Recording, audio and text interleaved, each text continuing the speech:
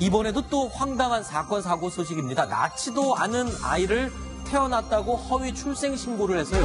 8년 동안이나 정부로부터 양육 지원금과 휴직 급여를 받아온 여성이 적발됐습니다. 무려 4,800만 원에 달하는 지원금을 받아 챙겼는데 어떻게 된 일인지 좀 더 자세히 짚어보도록 하겠습니다. 자, 박지훈 변호사님. 네. 아니, 낳지도 않은 아이를 출생신고해서 정부 지원금을 받았다? 어떻게 가능한 겁니까, 이게? 항공사 승무원입니다. 이 A씨가 항공사 승무원인데 본인이 2010년 3월 달에 첫째를 낳았다고 허위로 신고를 합니다. 네. 신고를 하면서 그때 이제 항공사에서는 1년간 출산 휴직을 하고요. 1년 육아 휴직도 합니다. 네. 근데 이제 2012년 10월 달에는 또 둘째도 또 낳았다고 허위로 출생 신고를 하면서 저 때도 아이를 진짜 안 낳은 건 낳았습니다. 아니고요. 안 낳았고요. 어허. 그래서 1년 출산 휴직을 하고 또 1년 육아 휴직을 하는데 네. 이 나중에 이 두 사람에 대해서 그 육아 휴직 수당도 다 받고요. 다 받은 상황인데 그 후에 실제로 이제 2017년 2월 달에 잠적을 하게 되고요. 네. 나중에 정말 아이 놓긴 놓습니다. 아, 그래요? 근데 그거는 셋째 아이라고 얘기를 하지만 실제로는 첫째 아이를 나중에 낳은 그런 상황입니다. 자, 그러니까 2010년도에 첫째를 낳았다고 허위 신고.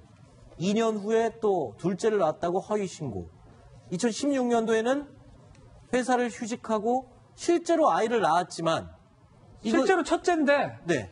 뭐 신고상으로 봤을 때는 셋째를 지금 낳은 상황이 되고 그렇죠. 예. 아니 도대체 이런 짓을 왜 한 겁니까, 손수호 변호사님? 일단 경찰에서는 사기죄 의혹을 검토하고 있는데요. 네. 하지만 그 해당 피의자 류 씨는 그런 이야기는 하지 않고요. 동기를 이렇게 밝히고 있습니다. 네. 아이를 갖고 싶었다. 그래서 인공수정을 시도했지만 실패했고, 그래서 입양을 하려고 했는데 우선 입양을 하려고 했기 때문에 출생 신고부터 했다. 그런데 그 후에 입양 절차가 복잡해서 입양을 포기했다라는 해명을 했는데요. 이게 과연 얼마나 믿어야 되는 것인지에 대해서는 좀 의문이 듭니다. 이게 정부 지원금이래 봤자 4,800만 원 8년 동안 받은 돈이니까 나누면은 한 달에 한 40여만 원? 이 정도의 돈을 받기 위해서 저렇게 허위 신고를 했다. 그런데 궁금한 게 있습니다. 심정부 차장. 네. 출생신고 과정이 도대체 얼마나 허술하고 간단하길래 이런 게 가능한 겁니까? 출생신고 직접 해보셨잖아요. 네. 부모가 가가지고 사실은 태어났다는 그 증빙서를 병원에서 하나 받고 거기 그 되어 있는 양식 하나 쓰면 사실은 그냥 끝나는 건데 네. 사실 이런 출생신고 자체를 허위로 할 거라고 사실 일반적으로는 상상을 잘 안 하잖아요. 그렇게 그렇죠. 할 이유도 없고. 그럼에도 불구하고 지금 뭐 정말 미스테리인데 이분 같은 경우에는 거의 2010년부터 한 2년, 3년에 걸쳐서 계속 아이를 낳았다고 허위 그 신고를 하고 네. 말씀하신 것처럼 얼마 뭐 아주 크지도 않은 그런 금액을 나라에서 계속 부당하게 수령을 했는데요. 네.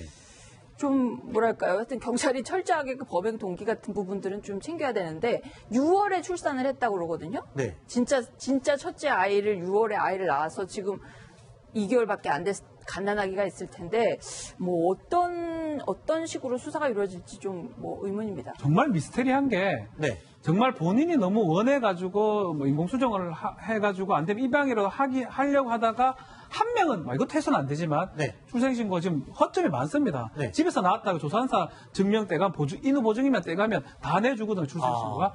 그렇게 할 수는 있지만 둘째를 한다는 건 좀 이해할 수가 없습니다. 그렇군요. 둘째까지 한다는 고의라고 봐야 될 것 같고 네. 또 이 사람이 항공사 다니면 급여가 꽤 될 건데 그렇죠. 굳이 육아휴직비하고 그 수당 받기 위해서 그런 행동을 하겠나.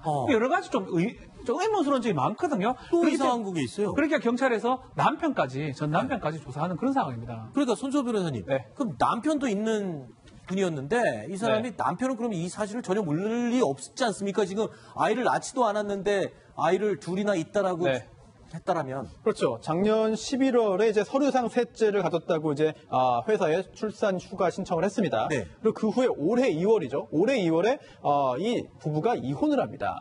그리고 이혼을 한 후에 이 사실이 발각됐는데요. 그때 그 수사기관에서는 이게 전 남편 전 남편 계좌로도 이게 여러 가지 수당들이 입금이 됐습니다. 아하. 그러다 보니까 이거는 사기죄의 공범 아니겠느냐 그렇죠. 라는 의심을 했고 결국 올해 5월에 이 전 남편에 대해서 불구속 입건을 했거든요. 네. 그런데 그 후에 경찰 조사 단계에서 이미 오래전부터 별거했기 때문에 구체적인 사실을 모르고 또 지금 현재 연락도 되지 않는다라고 말을 했습니다. 네.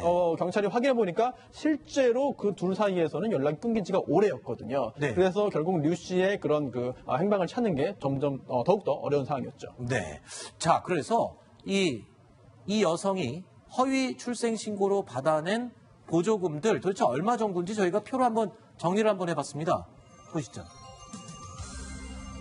자, 신욱 차장. 네, 강남구청에서 이게 내가 지금 어디 거주하고 있는지 거주지별로 지자체별로 그 양육수당이 다르잖아요. 강남구청 같은 경우는 조금 전에 말씀하신 것처럼 승무원이 좀 사실 살만한 데 살았던 것 같습니다. 강남구에 거주했던 것 같은데 양육수당을 1,000여만 원 가장 많이 받아갔습니다. 네. 그리고 근로복지공단에서 휴직급여 2천만 원, 그다음에 항공사에서도 받는 휴직급여까지 해서 조금 전에 말씀하신 것처럼 한 4,800만 원, 5천만 원 정도를 부당으로 수령했다고 합니다. 네. 자, 좀 이해를 할 수 없는 사건인 것 같습니다.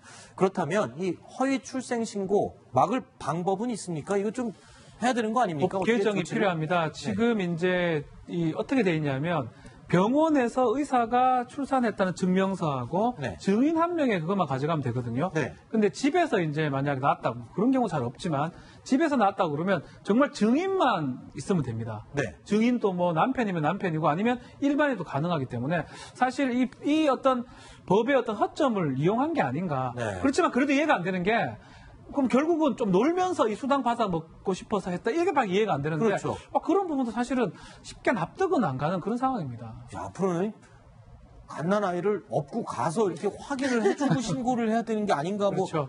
이런 생각까지 드네요. 자, 알겠습니다. 황당한 사건 이야기 나눠봤고요. 7번째 소식이 또 준비되어 있습니다. 4위로 꼽은 내용인데요. 확인해 보시죠.